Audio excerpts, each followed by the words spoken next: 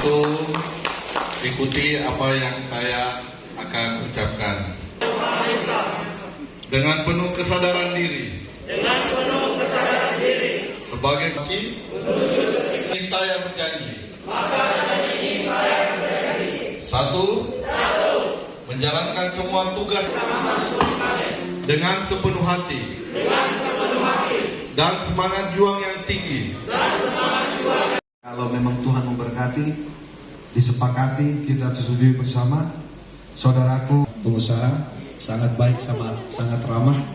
Saya tadi minta sama beliau, tolong jangan buka maskernya.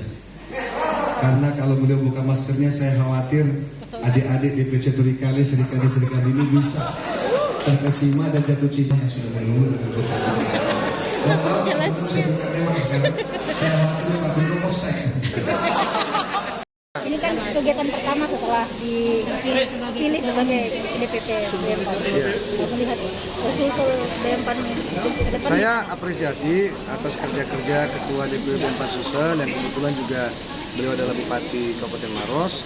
Saya kira ini menjadi tolok ukur kerja-kerja politik di daerah ya bagi seluruh daerah yang ada di seluruh tanah air.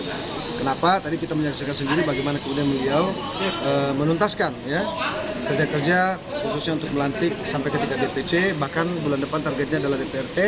Ya, kita berharap ini salah satu cara untuk kita membangun nilai elektoral PAN ke depan, khususnya di 2024.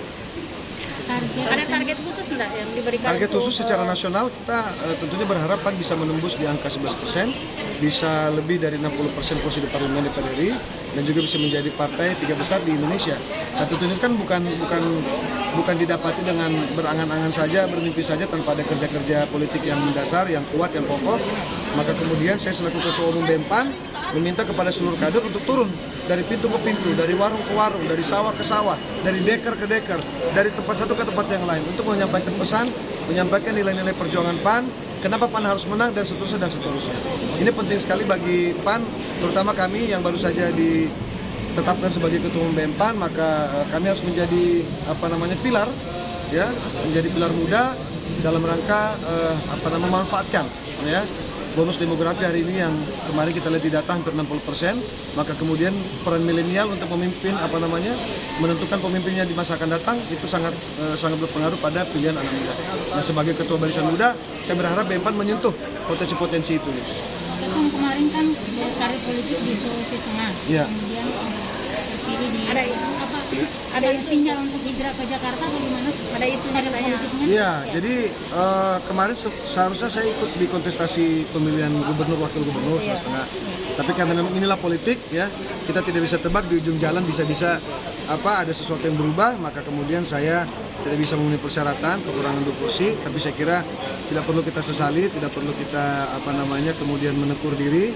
Kita tetap bangun semangat kita, dan saya sudah kembali ke Jakarta, jadi saya tidak lagi di Kota Palu, tidak lagi di Sulawesi Tengah.